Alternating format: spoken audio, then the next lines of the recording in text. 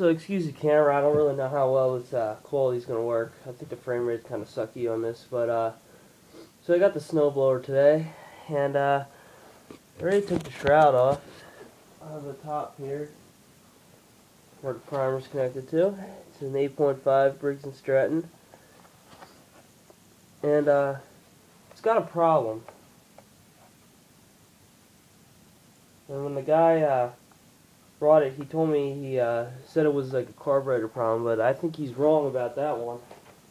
I think it's something else. And what I believe is the intake valve is bad on it, so I'll pull it over and you can listen to it.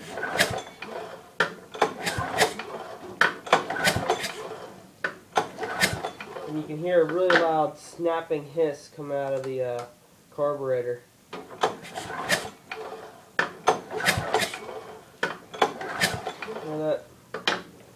So, what I'm going to do is I'm going to start by removing all this around here, possibly the muffler, this cowling all around here, this here, and then this plate here possibly.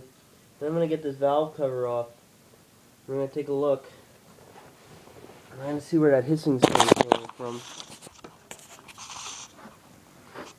So, there's this bolt here. These two bolts, these are 3/8 and this 5/16.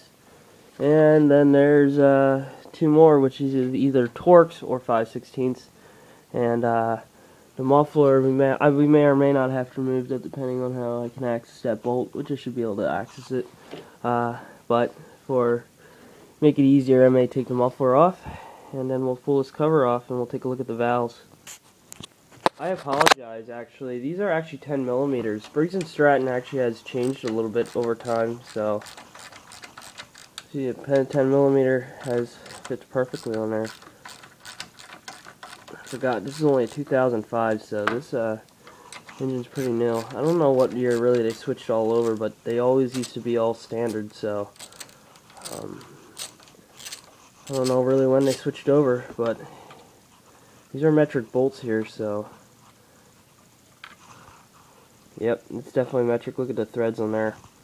So you definitely want to put them in a place where you won't lose them, because you know you're gonna have a harder time finding a bolt than going out and just finding a regular old 1/4 bolt. These are a little different. And then these would be 8 millimeters. So there was two more up here, and then there's one piece of plastic cowling that's here. Make sure you got all the bolts out, and then you should just be able to wiggle it out right here, past that breather line and the primer line.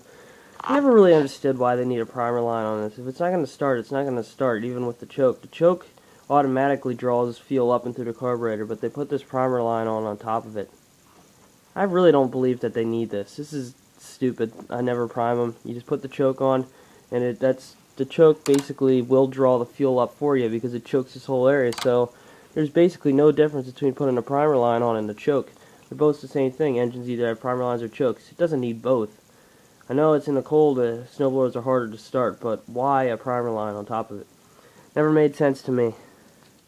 So I am going to remove the exhaust. I took this deflector off here that goes up on the top here, and if you see, there's a bolt there, there's a bolt. Just get your extension and you can remove them bolts. Then the exhaust just comes off like that. You can set that aside in a place where you won't step on it or lose it. And now we can take these this cover off here for the valve springs and the rocker arms. And these here are all 10 millimeters. And actually that one up there actually wasn't that tight, surprisingly. They're not really all too tight. So all the bolts are out.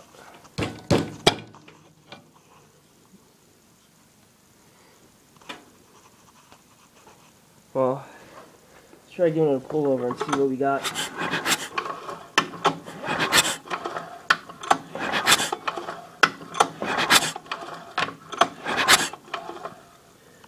Well, to me it sounds like both the valves are moving, but something's obviously leaking past. I don't know if it's leaking past the valves or the head,